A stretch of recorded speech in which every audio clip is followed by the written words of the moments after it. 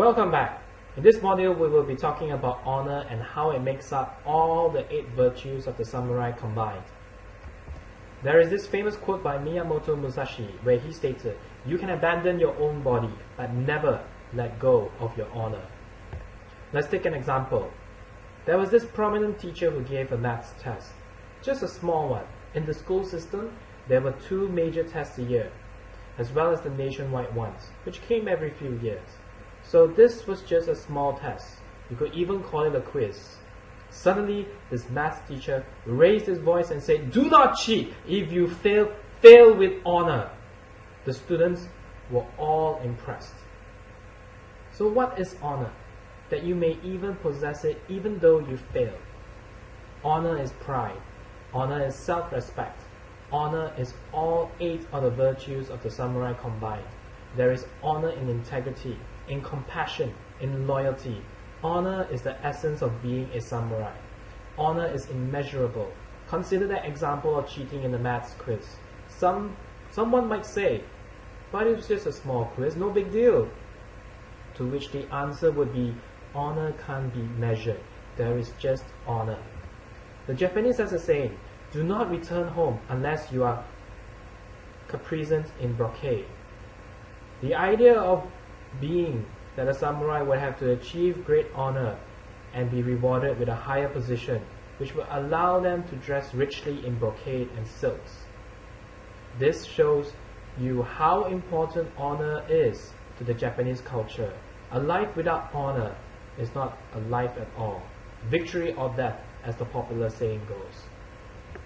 The most extreme aspect of samurai honor is known as seppuku, a form of ritualized suicide, which involves disemboweling yourself to regain your honor. Putting aside how horrendous the concept of cutting your own stomach open is, what's it got to do with honor? That is how highly the samurai regarded honor, and how valuable it was, that it could be only regained by the most extreme methods. That is by paying the highest price possible, your life. Only then could you regain your honor and die an honorable death. Here's a question. How many men and women in your workplace would you feel comfortable calling honorable? Are there any?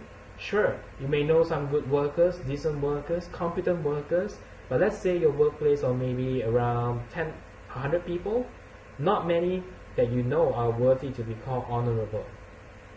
If honor was common or easy, it would not be worth as much. So this highlights the value of honor. That being said, how would you like to be the one honorable person in your workplace?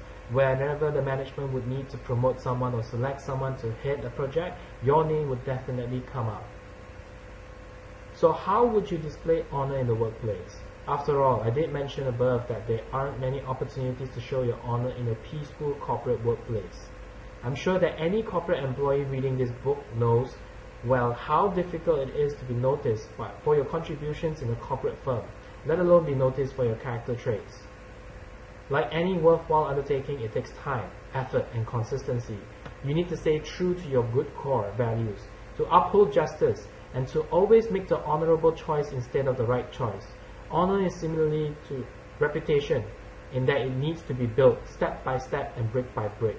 To put it in one sentence, choose honor over life. Of course, I'm not saying that you should actually give up your life like the samurai, but set that as your goal. In any difficult decision, imagine that it is a choice between life or honor, and then choose honor. Now let us consider the business world. Remember what I said about integrity and reliability earlier. Well, honor is even more valuable than integrity to a businessman. Think of it like having a noble title. That reputation and title is gained little by little over each business dealing. Paid invoice and honored contract until the businessman has reached the highest position of respect in the country or field. It is earned and achieved, and all the more respected for that.